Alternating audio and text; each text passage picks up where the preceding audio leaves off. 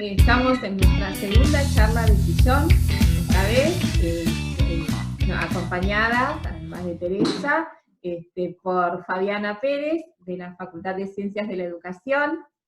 Fabiana es profesora de Historia y además de dar clases hace unas cuantas cosas más que nos va a contar ella, y la idea de hoy es hablar sobre los estudiantes. ¿Qué pasa con los estudiantes de la cuarentena? Los estudiantes que estaban acostumbrados a esas aulas de 4 paredes y que ahora están en sus casas estudiando en soledad. Y bueno, y esa es la idea y la consigna para esta charla de sillón, que empezamos ya. Fabiana, bienvenida. Bueno, muchas gracias, gracias por la invitación. Bueno, yo voy a hablar de mi rol, desde mi rol de docente, pero también de haberme formado mucho en lo que es la educación mediada por tecnología. Entonces, si pensamos en los estudiantes hoy, tenemos que pensar en esta virtualización masiva de contenidos y del sistema educativo. Me parece importante centrarnos en qué es y qué no es un estudiante en estas condiciones de virtualidad, o qué puede hacer y qué no puede hacer, porque en general el imaginario que tenemos los docentes todavía permanece y persiste esta imagen de nativo digital, como que el estudiante, por la edad que tiene, maneja todo lo que son las herramientas digitales sin ningún tipo de problemas, y entonces no tenemos en cuenta que no es así, que no todas las condiciones son así, y que si maneja herramientas digitales, el sistema educativo nunca les propuso utilizarlas profundamente en los procesos de enseñanza y en los procesos de aprendizaje. Entonces, mágicamente, el estudiante no va a poder utilizar esas herramientas tal como el docente lo piensa, ¿no? ¿Y esto qué significa? Significa que cuando nosotros estamos dando clases en esta emergencia, en este cursado virtual, además de los contenidos, tenemos que pensar en estas condiciones. Primero tenemos que pensar en las condiciones en las cuales van a estudiar nuestros estudiantes, que no son las ideales por las competencias digitales, ni tampoco por el contexto. El estudiante no está solo. Así como nosotros los docentes convivimos con otras personas. Puede o no tener una buena conexión, en la mayoría de los casos no tienen buenas conexiones. Pueden compartir espacios, o son pocos los que tienen espacios tranquilos durante mucho tiempo para poder concentrarse y para poder estudiar. Si pensamos en las escenas de la presencialidad, nuestra facultad está siempre llena de estudiantes que están estudiando ahí. Y no es solamente por una cuestión de que, no gastan el pasaje, se quedan todo el día, porque estos espacios pueden estudiar tranquilos, quizás espacios que no tienen en su casa. Entonces, los docentes tenemos que pensar en esas cosas. Por otro lado, el estudiante va a tener que repensar también cómo estudia, ¿no? Porque más allá que pueda tener una rutina de trabajo, una rutina de estudio, perdón, que ya venía, si es un estudiante o de secundario o universitario. Acá el escenario es completamente diferente, y no solo por la pandemia. La rutina giraba en torno a: voy a la facultad, vengo a la facultad y estudio en casa. Voy a la casa de un amigo, me junto, hago los trabajos prácticos. Bueno, en este escenario, todo lo tiene que hacer en la casa. Asistir a las clases, su rutina de trabajo, la lectura, la utilización de la computadora, todo lo hace desde la casa. Entonces, el estudiante va a tener que repensar su rutina de estudio, ¿sí? Y lo primero que tiene que pensar es en el cronograma, armarse un cronograma de fechas.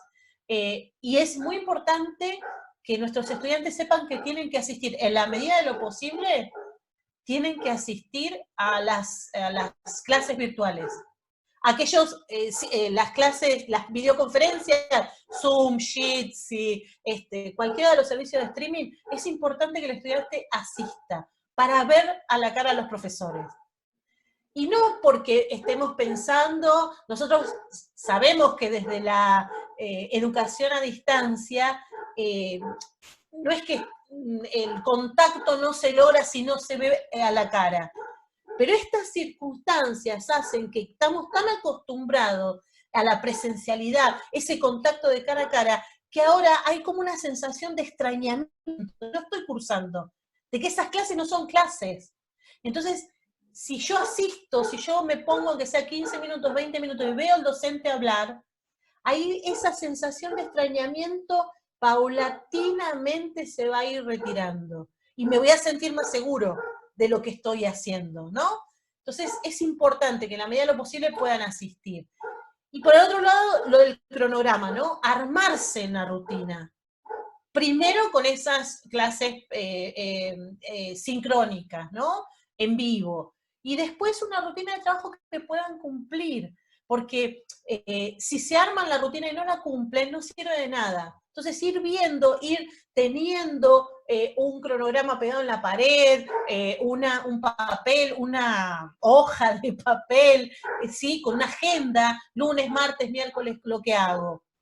Y en ese cronograma poner las actividades educativas, pero también es muy importante que pongan que no hagan nada. No pueden estar todo el día estudiando, porque ese es otro imaginario que tenemos todos, por otro lado, ¿no? Estamos en casa, tenemos todo el tiempo para hacer todo lo que siempre quisimos hacer. Aprender japonés, mirar todas las series que nunca pudimos ver por el tiempo, y no es así. No vamos a poder hacer absolutamente todo. Entonces el estudiante tiene que entender que no puede estar todo el día estudiando cuando arma, ¿no? Que no va a estar todo el día estudiando.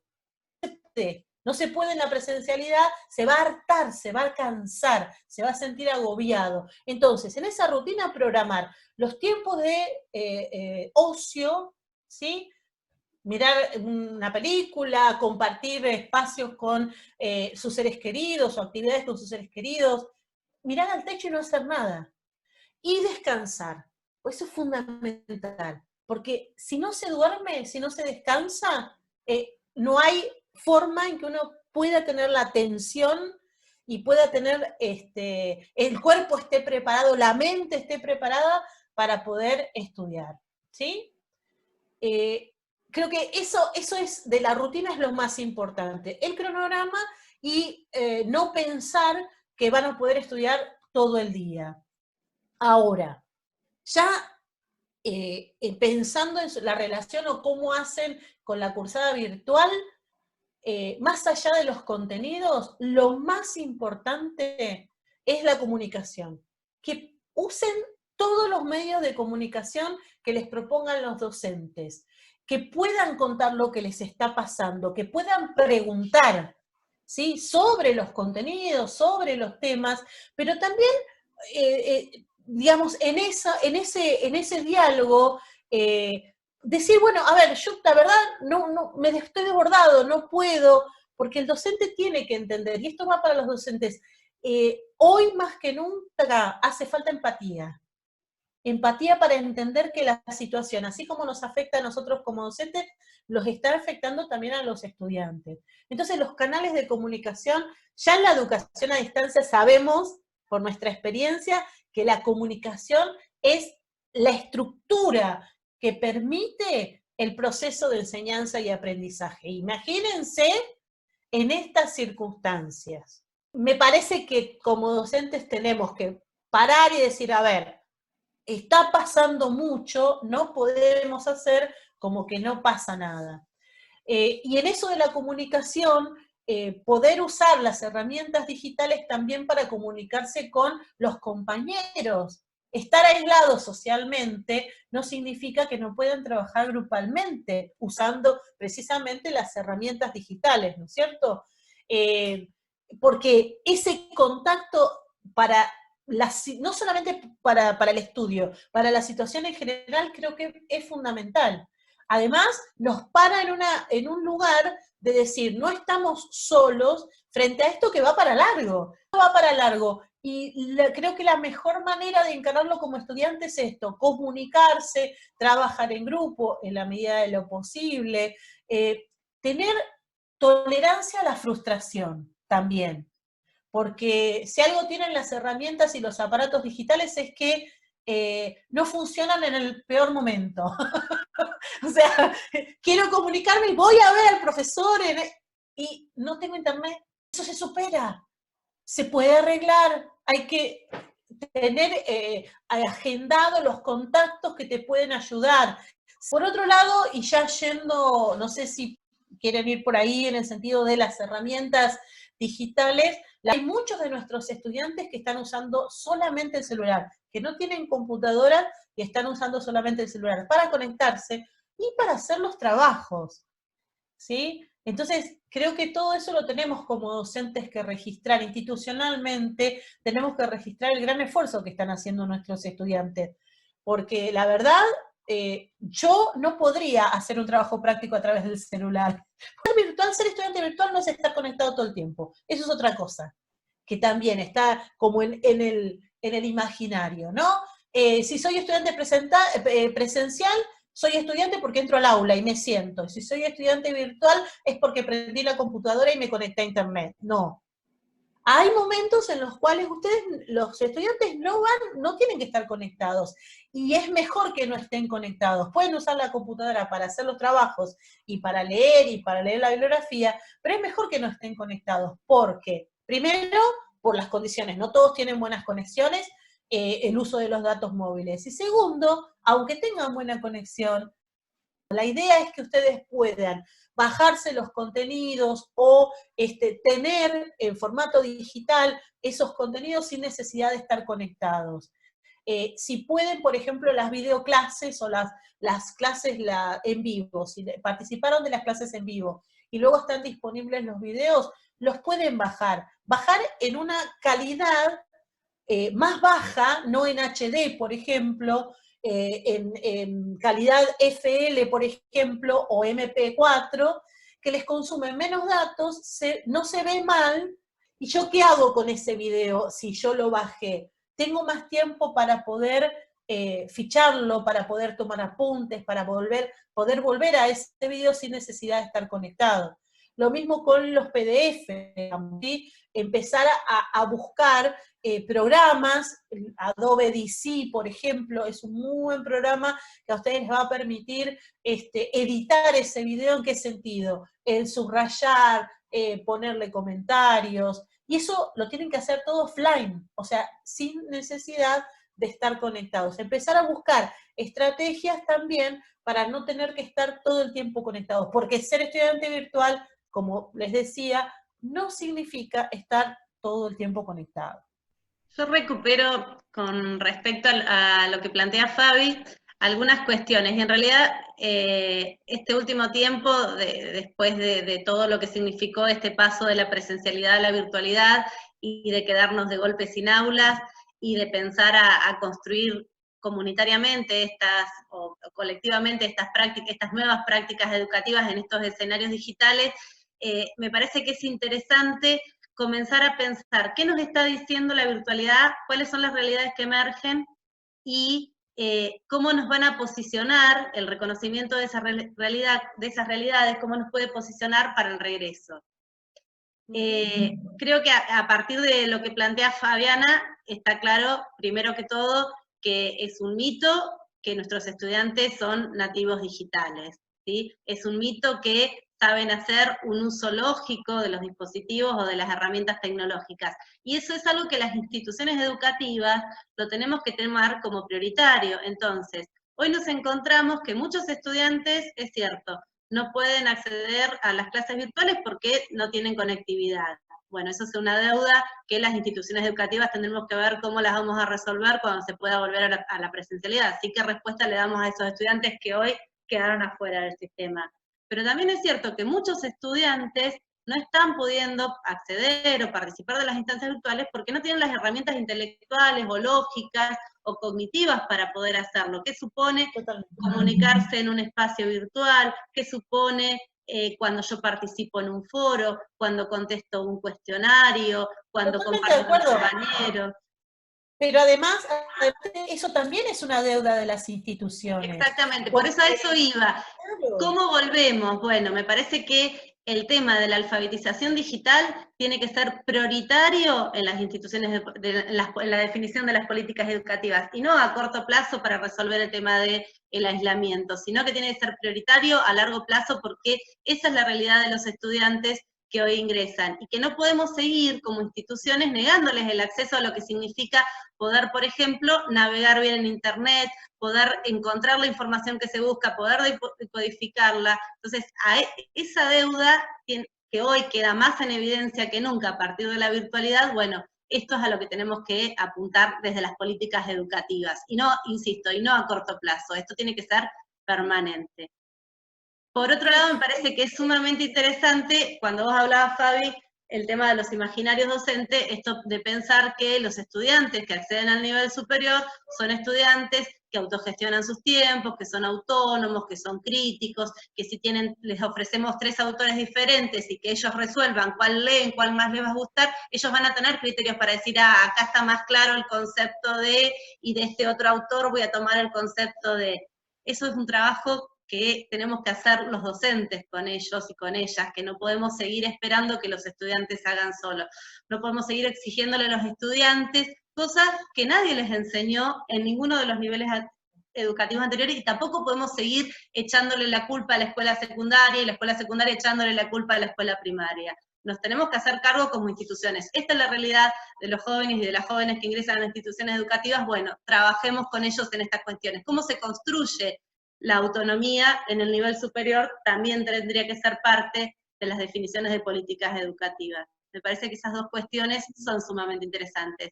Y la tercera, lo que tiene que ver con la práctica educativa, es por sobre todo una práctica social. Enseñemos física cuántica, o enseñemos historia de la educación, o enseñemos psicoanálisis, la práctica educativa sigue siendo una práctica social, un espacio de un encuentro con un otro, un espacio de intercambio, de interacción. Entonces, como docentes, estamos obligados a pensar cómo construimos esos canales de comunicación en la presencialidad y ahora en la virtualidad, cuáles van a ser y cómo los fortalecemos y cómo fortalecemos nuestro rol de tutor, porque ahora más que nunca el rol del tutor es el tutor que sostiene la planta. Bueno, ¿cómo somos los tutores que sostenemos a esos estudiantes y a esas estudiantes? Me parece que también hay que empezar a pensar esto, ¿qué nos está dejando la virtualidad? No solo para cómo lidiamos con este momento, que de alguna manera lo vamos a hacer y vamos a salir, y en septiembre, octubre o en el 2021 nos encontraremos en las aulas, sino a partir de esto, recuperar todo esto para decir, bueno, cuáles son las deudas que teníamos, que no las estábamos viendo, que ahora se pusieron más visibles que nunca, y cómo empezamos a saldar esas deudas. Sí, totalmente de acuerdo, porque además me parece que lo que nos está dejando la virtualidad es esto que vos decís, de primero tratar de enfrentar a la virtualidad con la presencialidad, como si en la presencialidad hubiera estado todo bien siempre, que los estudiantes hubieran tenido alfabetización académica y supieran reconocer estos textos como vos decís. Y sí, el rol de nosotros como instituciones, espero que con este cimbronazo podamos hacer lo que vos decís, mirar y saber, decir, esto es lo que estaba haciendo falta, lo tendríamos que haber hecho antes. De hecho, las universidades y las instituciones educativas que mejor la están llevando son aquellas que ya habían empezado a tener políticas institucionales de alfabetización digital. Y que no significa comprar computadoras y poner conexión. Eso también. Pero básicamente, ¿en dónde emprenden los estudiantes las competencias digitales? Nunca fue en la escuela, nunca fue en la universidad la respuesta a esa pregunta. Pero por otro lado, y como yo por naturaleza soy positiva, lo que me está sorprendiendo es la gran curva de aprendizaje que están teniendo estudiantes y docentes con respecto al aprendizaje de los aparatos digitales, con respecto al uso de esos aparatos digitales en la virtualidad de los cursados. Porque a los ponchazos, con la emergencia, pero se está produciendo una curva de aprendizaje de cómo se aprenden todas estas cosas, ¿sí? No en todos los casos, pero, digamos, es sorprendente lo rápido que como docentes y como instituciones nos hemos puesto a aprender, y cómo los estudiantes han estado también dispuestos, y por eso el esfuerzo que realizan. Entonces, eso también hay que valorarlo, me parece, porque puede modificar la forma en que nosotros vayamos a proponer esas propuestas que vos decís después que pase esto, y que proyectos o aplicaciones de estas políticas institucionales en alfabetización digital, por ejemplo, ¿sí? Sí, y por ahí puede llegar a saldar o también a modificar este debate que siempre hubo con respecto a la alfabetización digital. ¿Tiene que ser una materia o tiene que ser transversal? ¿No? En las instituciones educativas, hasta que nos poníamos de acuerdo. Exacto, y con algo que hay que ser muy cuidadoso es con una pseudo-demonización que se está sintiendo acerca de lo que son las prácticas virtuales, o de lo que es la virtualidad, o lo que es la educación a distancia. Que hoy haya cosas que no estén resultando, o que no salgan como esperamos, me parece que tiene que ver por esto que hablábamos, así como los estudiantes no disponen quizás de las herramientas suficientes para poder ser estudiantes en un sistema virtual, tampoco los docentes estábamos formados, tampoco estábamos preparados, y ojo que estar formado no significa ser un hábil gestor de dispositivos digitales, sino haberse apropiado de toda una didáctica y una metodología para la virtualidad, que es, como vos decías, completamente diferente a la que se aplica en la presencialidad, no es traslado a lo que hacía en lo presencial, ahora lo hago virtual. Si sé manejar bien un editor de videos, una plataforma y lo que sea, listo, ya estoy salvado. No, no pasa por eso. Tiene que ver con poder pensar otro tipo de estrategias, porque la mediación digital supone otras formas de enseñar y otras formas de aprender fundamentalmente. Entonces, bueno, lo que nos deje esto como saldo negativo, que seguramente lo va a tener, que no sea culpa de la virtualidad. La virtualidad no existe como en sí misma, la virtualidad la hacemos nosotros, entonces evidentemente hay cosas que no estamos sabiendo hacer. ¿Y no les parece en este sentido de que en la virtualidad se visibilizan las cosas que no están funcionando? Que si hay algún saldo positivo que también nos puede dejar esto, es que nos está enseñando a aprender y a enseñar de alguna manera. Sí, aprender y a enseñar en otro contexto y siendo más visible. Lo que vos decías de la visibilidad es fundamental, porque esto de la demonización que decía Teresa, viene de la mano de que estamos todos expuestos, de que las paredes de las aulas no tapan los errores que sí siguen pasando en la presencialidad, que pasaban en la presencialidad. Estos errores que nosotros vayamos a tener desde el punto de vista didáctico y pedagógico en la virtualidad, también los cometíamos. Claro, lo cometíamos en la presencialidad, pero no era público. No era tan público como está siendo en este momento. Entonces, sí, estamos aprendiendo, además, a enseñar y aprender en otros contextos y siendo más públicos, ¿no? Y pudiendo ser objetos de cuestionamientos. Ahí entra el tema de la autoridad docente, ¿no? Que en el aula la autoridad docente está muy establecida, está bien rígida, y parte de esa estructura que sostiene la autoridad docente la da el encierro de esa aula y el dominio que el docente tiene de ese espacio. Dominio que acá no tiene. No tiene por partida doble, no solo porque es visible lo que está haciendo, sino porque todos somos conscientes que el docente no sabe. ¿Qué no sabe? Y no sabe manejar Zoom, no sabe manejar el chat, no sabe manejar... ¿Se entiende? Esa autoridad que se fue construyendo del sistema educativo de chicos, la maestra sabe todo. Para el niño la maestra es como la mamá que sabe absolutamente todo, ¿no? Y no tiene fisuras esa autoridad en cuanto al saber. Aquí nos encontramos frente a lugar a espacios, a procesos en los cuales quizás los estudiantes sepan manejar mejor el aparato. No en función de un proceso educativo, pero lo saben manejar mejor. Entonces eso también va como demoliendo la autoridad del docente. Y también va haciendo que ese docente baje también su tolerancia a la frustración. Esa autoridad y ese dominio que el docente tiene del espacio en la virtualidad ya no lo tiene. Pero puede construir autoridad desde otros lugares. Las formas de comunicación, habilitar espacios de comunicación y de debate desde un lugar diferente, desde este tutor que rescataba Tere, por ejemplo. ¿Sí? La autoridad se va construyendo desde otros espacios. Eso también lo tenemos que reconocer y lo tenemos que tomar como algo positivo y no negativo. Bien. Y para cerrar esta charla, 3 pequeños consejos para los estudiantes. 3 que pensemos, para que tengan en cuenta, además de que ya nombramos de la comunicación que es tan importante. Bien, hacerse la rutina y cumplirla. Hacer del acto de estudiar algo colectivo, ¿no? Que involucre no solamente a los compañeros y al docente, sino también a la familia. La familia acompaña, esta vez acompaña más cerca, siempre la familia acompaña, pero esta vez está al lado, hasta quizás escuchando las mismas clases que nosotros estamos escuchando.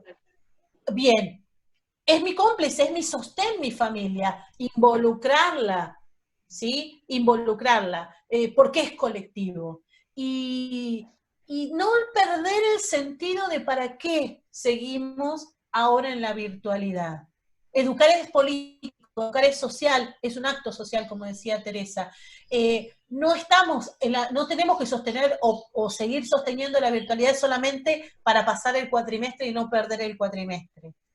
Entonces, tener el verdadero sentido de por qué estamos acá, defendiendo el derecho a la educación, sosteniéndonos como comunidad y participando de algo que es muy importante, que es un proceso de aprendizaje y de educación que es social, que es político, que tiene otro significado más allá de tengo el título, ¿no? Eso me parece recordarlo. Y yo a eso le agregaría el pensar esto como una partecita muy chiquita de todo un proceso, ¿sí? Este tiempo es solamente un cuatrimestre dentro de los 10, 12 cuatrimestres que tienen las carreras. Entonces, apostar a poder alcanzar la mayor cantidad de metas, pero si no se puede, y ya va a haber tiempo en el segundo cuatrimestre, y ya va a haber tiempo el año que viene de recuperar lo que no se pudo, de reconfigurarlo, de pensar otras alternativas, de armar nuevas trayectorias. Entonces tampoco sucumbir ante la frustración de decir no puedo, el sistema educativo no es para mí, sobre todo los estudiantes de los primeros años, que ingresaron a las instituciones pensando una forma de prácticas o pensando que iban a ser estudiantes de una determinada manera y a los 15 días estaban sentados atrás del dispositivo. Entonces, también, o sea, se hace lo que se puede en este contexto. Tomemos lo más que podamos y lo que no, queda todavía muchos más cuatrimestres más para ir recuperándolo. Entonces tampoco no desesperar ante lo que no se logre. A mí yo creo que es algo que me hace mucho ruido eso, el gran sentido de frustración y que sienten muchos estudiantes y muchas estudiantes y que ante esa frustración resuelvan que esto no es para ellos y se vayan. No, hay que seguir insistiendo, ¿sí? La educación es también un acto de insistencia. Totalmente. Es un tema que nos está a todos, al mundo entero, y sacar provecho de ello y no frustrarse. Bueno, totalmente. Muchísimas gracias, Fabiana, por haber participado en